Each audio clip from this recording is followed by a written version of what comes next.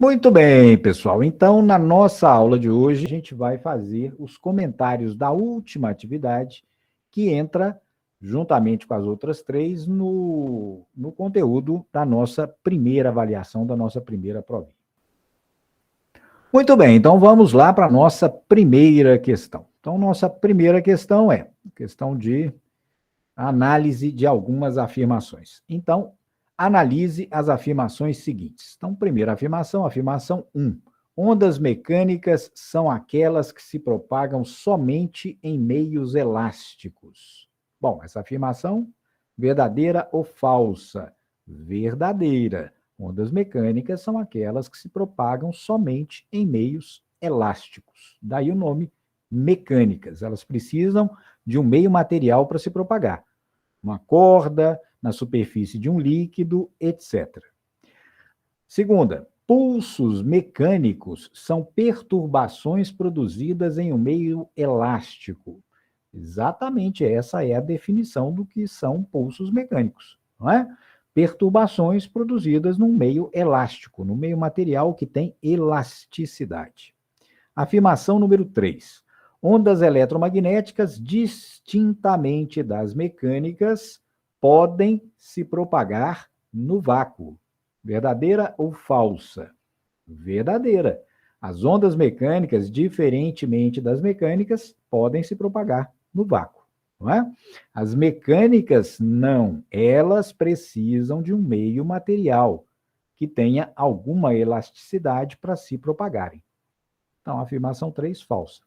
Afirmação 4, ondas mecânicas e eletromagnéticas são constituídas exclusivamente de pulsos do tipo transversal.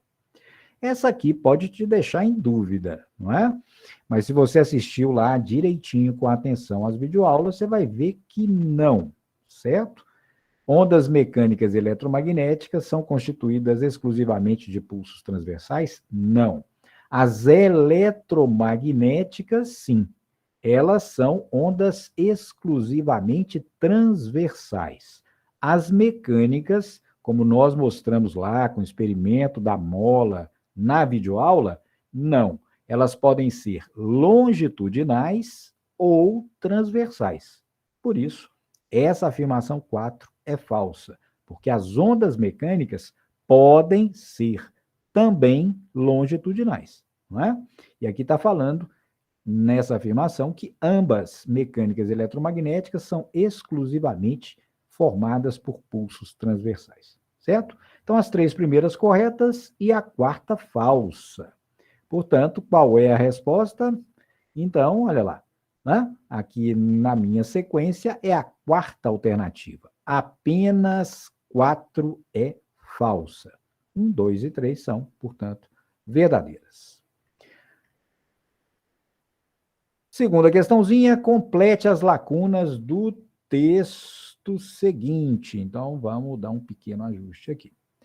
Então, veja lá, pulsos mecânicos longitudinais são perturbações produzidas em um meio. Aí temos as opções de alternativa. Olha lá, que tipo de meio físico é?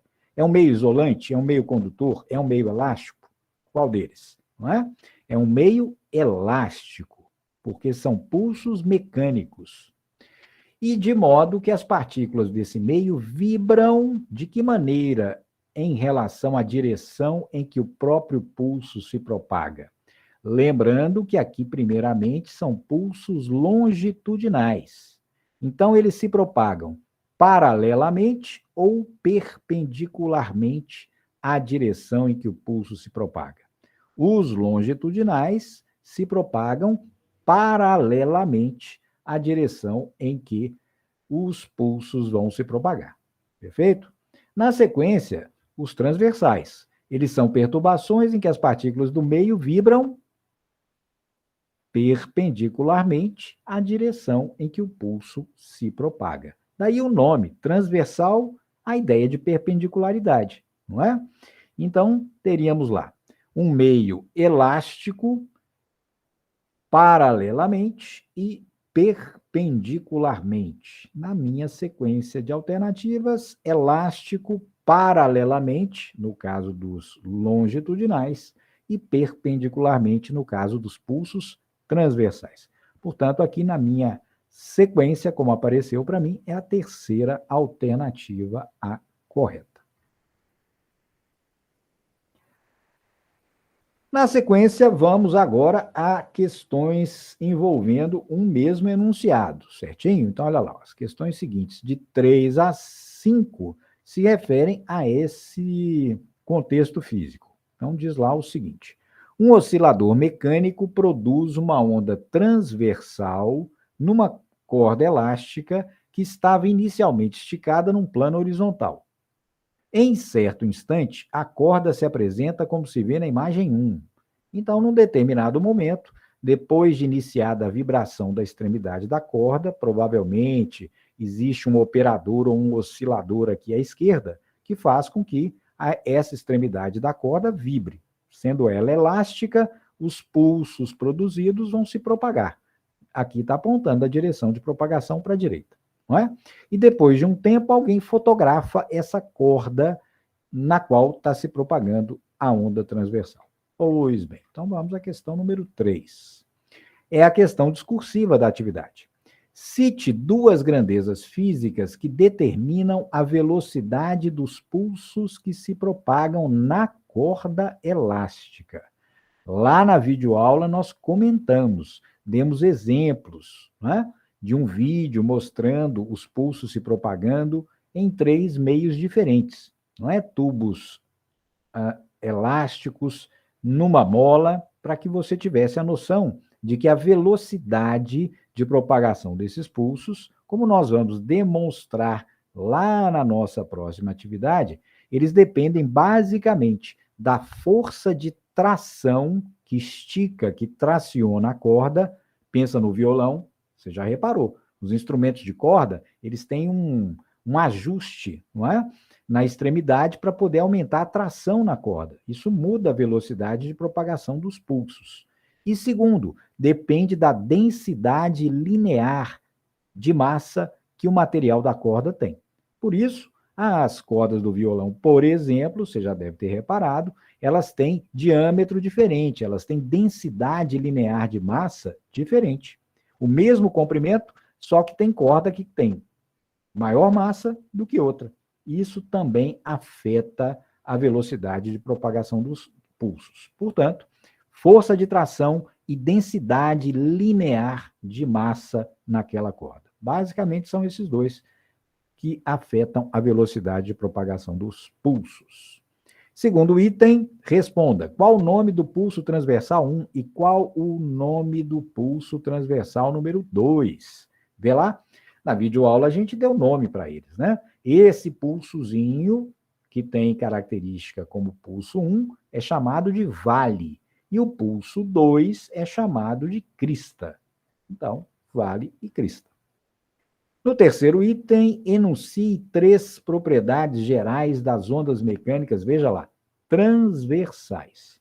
Bom, uma propriedade imediata é a seguinte: uma onda transversal, como em geral são as ondas harmônicas ou periódicas, elas são uma sucessão, uma sequência regular e periódica de pulsos. Em geral, as ondas harmônicas, como nós as denominamos, são assim. Por isso, enquanto a fonte vibra um oscilador, são gerados consecutivamente pulsos, os vales e as cristas, não é? Então, é uma sucessão regular e periódica de pulsos, não é? Aqui, no caso, as cristas e os vales. Segunda característica importantíssima: a vibração dos pontos do meio. Esse é um detalhe fundamental das ondas transversais. Se a gente pegar um ponto qualquer, uma continha dessa aqui, enquanto a onda passa por esse ponto, as cristas e os vales passam por esse ponto, ele sobe e desce, desce e sobe. Ele faz um movimento transversal enquanto a onda se propaga. Portanto, os pontos do meio vibram perpendicularmente, transversalmente, à direção de propagação dos pulsos. Uma segunda propriedade. E a terceira, que é a mais geral de todas, e é característica de todas as ondas, inclusive essas aí, transversais numa corda elástica, é que toda onda se propaga, no caso de uma onda mecânica, se propaga sem arrastar o meio, transferindo energia através desse meio, sem arrastá-lo, sem levá-lo consigo.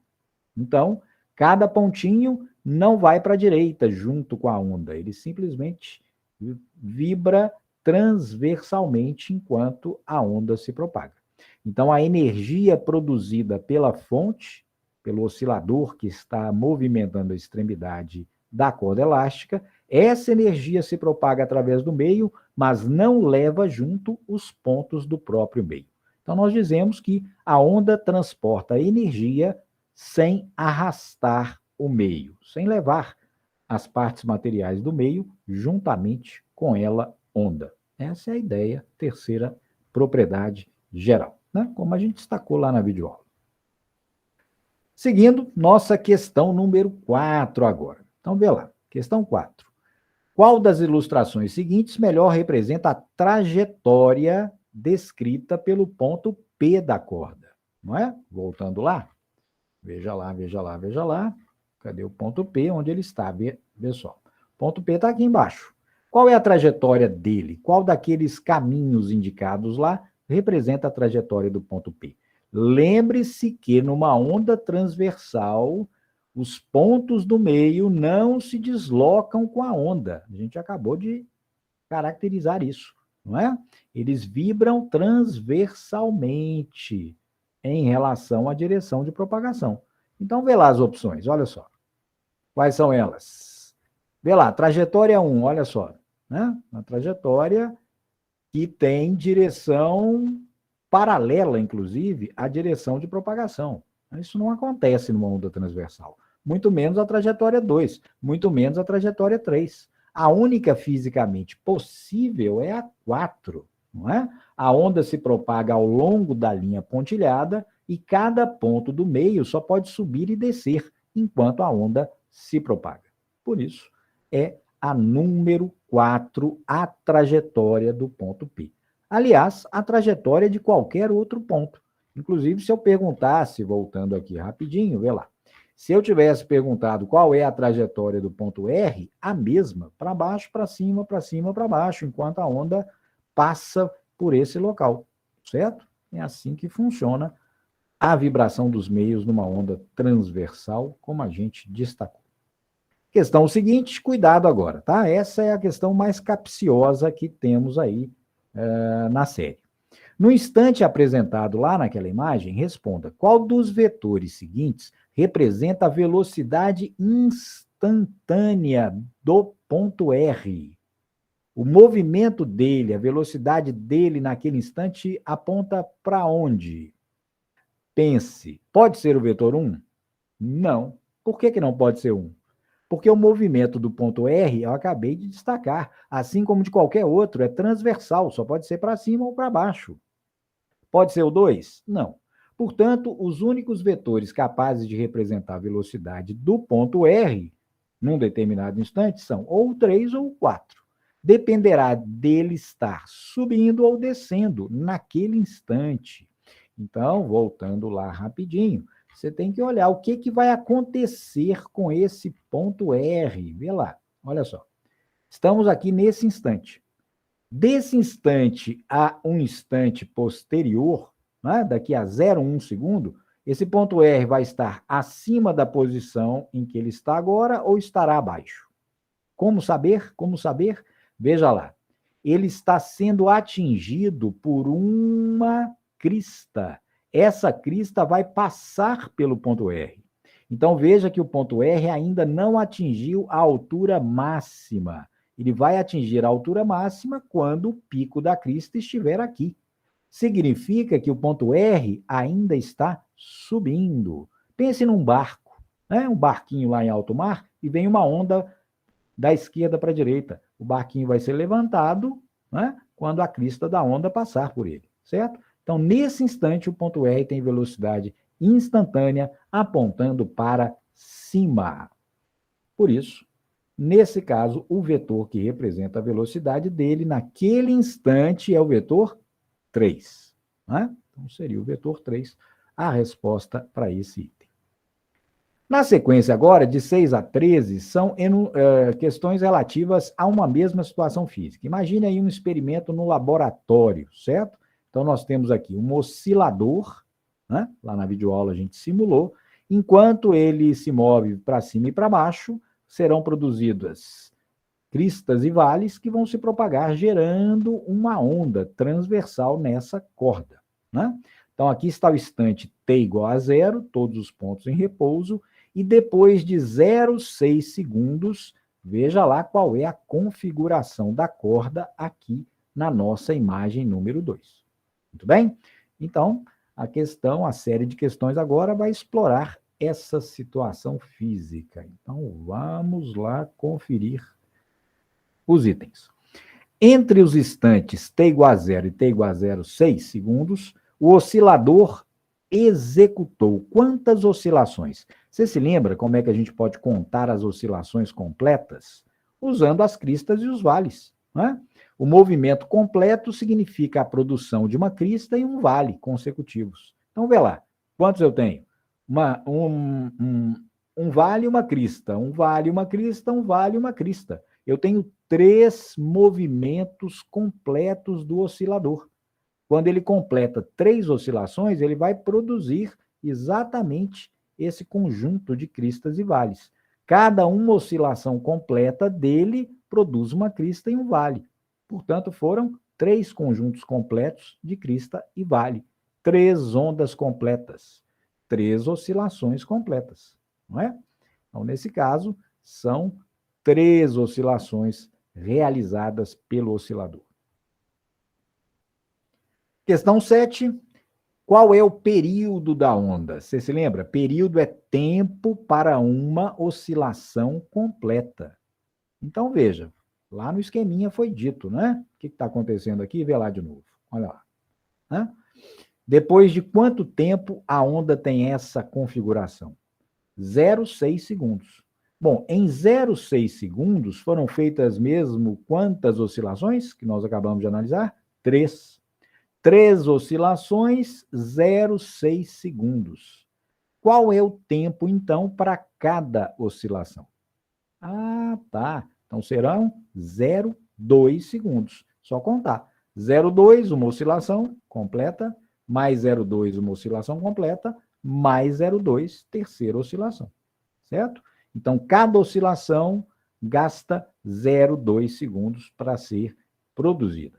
Esse é o período, não é?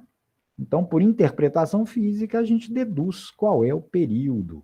Portanto, olha lá, na minha sequência de alternativas, é a quarta. 0,2 segundos é o período dessa onda. Na sequência, vem exatamente a frequência da onda. Ora, frequência pode ser calculada como o inverso do período, não é?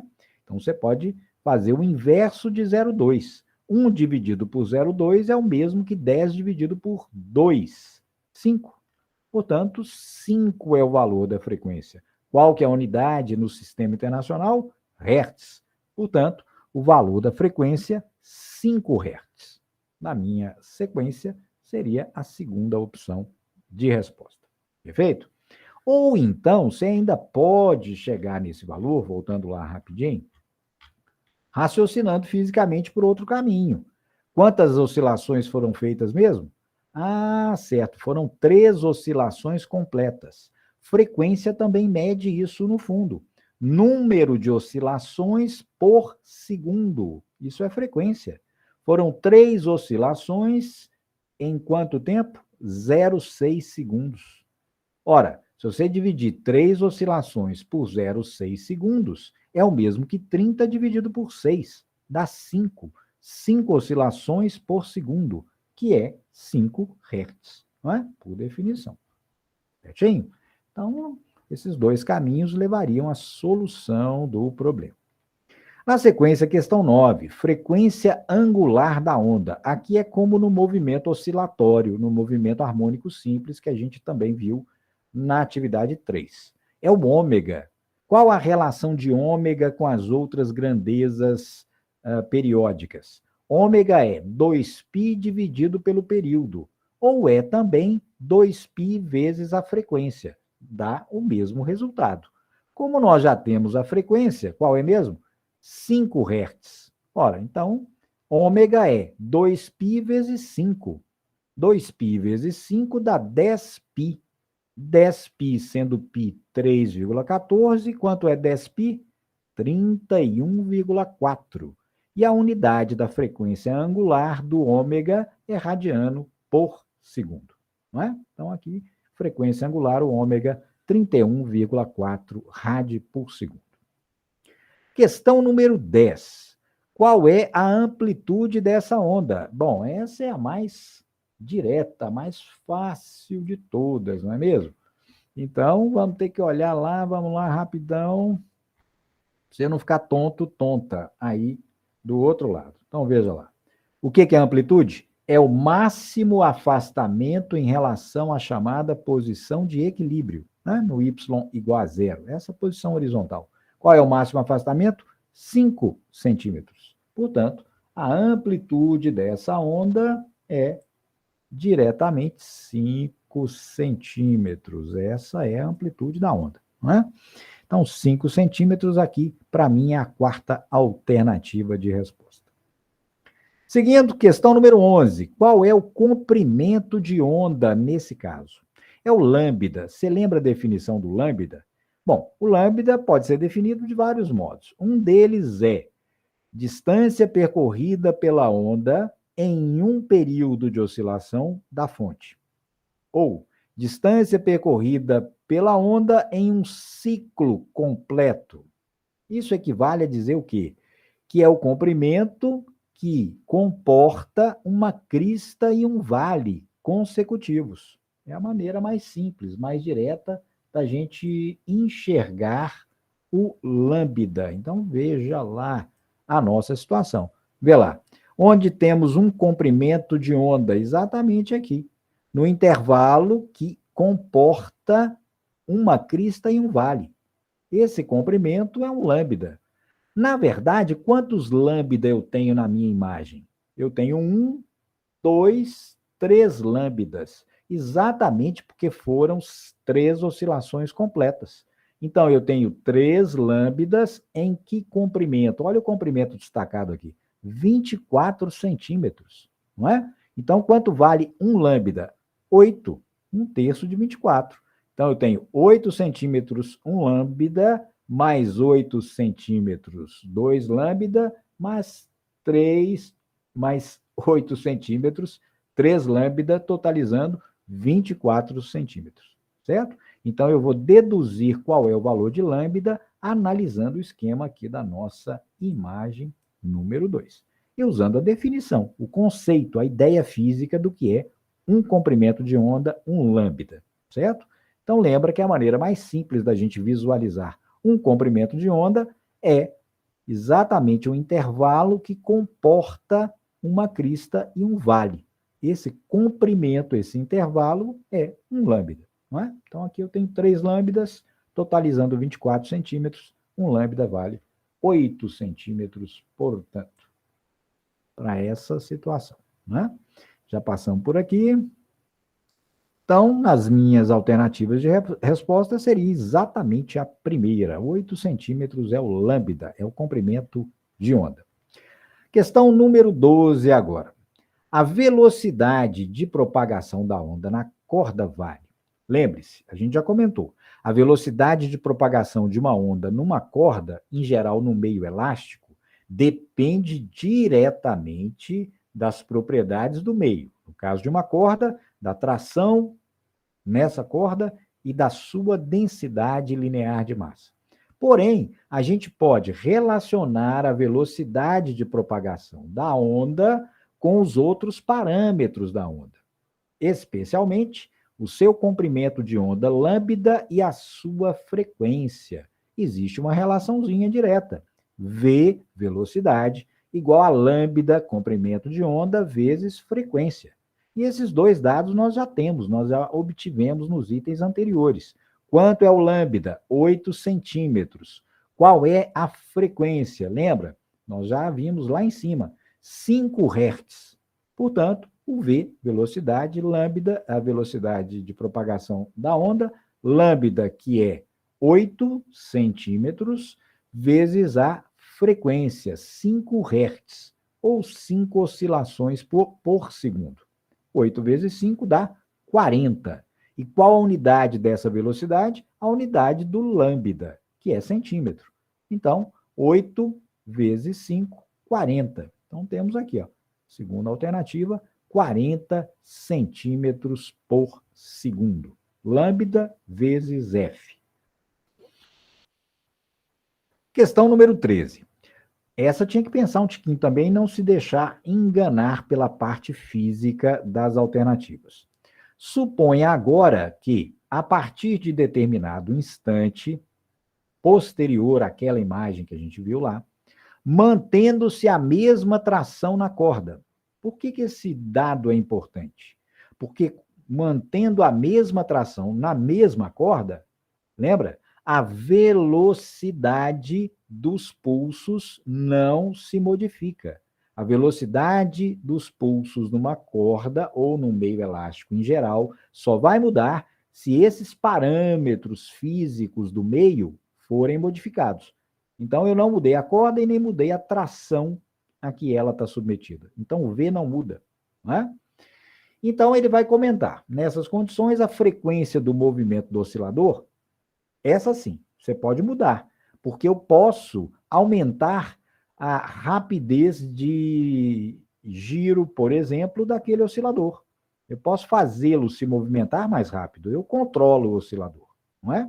E a frequência dele foi aumentada para 20 Hz. Lembrando, era 5 Hz a frequência, 5 oscilações por segundo, lá naquela situação anterior. E agora foi modificado, né? Existe lá um controle no oscilador, de tal maneira que a frequência passou de 5 Hz para 20. Aumentou 4 vezes. Então, nesse caso, o que é correto prever, certo? Dá uma olhada nas alternativas, então. Repara que a última delas diz que a velocidade da onda passará a ser 4 vezes maior. Não é? Cuidado, cuidado. Então, aqui nós não temos mudança na velocidade, certo? O V não se modifica, não é? Ele depende apenas das propriedades do meio, como eu comentei há pouquinho. Então, essa falsa, não é? Falsa. As outras, o que vai acontecer? Vê lá. O período da onda se reduz à metade. Bom, pense aí. O que aconteceu com a frequência? Era 5, passou para 20 Hz. Aumentou 4 vezes. O que vai acontecer com o valor do período? Ah, ele vai diminuir, porque período é inverso da frequência. Mas ele vai diminuir para metade? Não.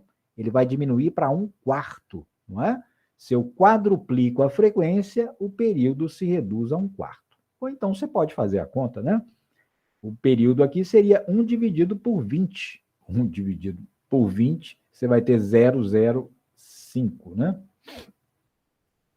Portanto, se torna 4 vezes menor, né? E não metade, como foi dito aqui. Certinho? Então, cuidado, né? Frequência aumentou 4 vezes, período se reduz a 1/4 e não a metade. O comprimento de onda passará a ser igual a 2 centímetros. O lambda vai mudar, não é? Como é que a gente calcula lambda da relação V igual a lambda F? Lambda é V dividido por F. O numerador, que é o V, não muda, certo? E a frequência se torna 4 vezes maior. Então, lambda vai ser 4 vezes menor, vai ser 1/4, certo? Ou então você divide, né? Você pode dividir. Já que o V é o mesmo, você lembra que o V era 40, né? Centímetros por segundo, e a frequência agora é 20, 40 por 20 é 2. É outra maneira de obter a resposta, certo? E a última, a terceira que nós não analisamos, a frequência angular, o ômega, não se alterará. Falso. Por que é falso? Ômega é 2πf. Mudando a frequência, muda o ômega, né? Portanto, a segunda alternativa é a correta nesse caso. Comprimento de onda, 2 centímetros, portanto. Finalmente, a questão 14, outra questãozinha teórica, né? Considerando-se a propagação de uma onda mecânica gerada por uma fonte em determinado meio elástico, 3 estudantes afirmaram teoria novamente em relação à propagação de onda mecânica no meio elástico. Afirmação 1. A velocidade da onda depende da frequência da fonte. Ou seja, quanto maior a frequência, maior será a velocidade da onda. Não. Para as ondas que nós trabalhamos nos meios elásticos usuais, isso é falso, como nós estamos insistindo. A velocidade da onda depende apenas das propriedades do meio, não da frequência da fonte. Então, a primeira é falsa. Segunda, o comprimento de onda é inversamente proporcional à frequência da fonte. Será que é sempre assim? Sim. Lambda é V dividido por F, não é? Então, o lambda é inversamente proporcional à frequência da fonte. Aumentando a frequência, lambda diminui. Diminuindo a frequência, lambda aumenta. Isso é verdadeiro. A 2 é correta. Terceira, a velocidade de propagação da onda depende exclusivamente, vê como eu insisti nisso, né? Para que fique bem registrado aí para vocês. Exclusivamente das propriedades físicas do meio. Verdadeiro, verdadeiríssimo, né? Então, 2 e 3 corretas. Somente 2 e 3 são verdadeiras. Então é isso, pessoal. São essas as nossas correções da atividade número 4. Então, reveja o vídeo com atenção, sempre que necessário. E não se esqueça, no final, deixe o seu like, compartilhe com os colegas que ainda não assistiram e, se por acaso não for inscrito, inscreva-se no canal. Então, até a próxima aula e bons estudos.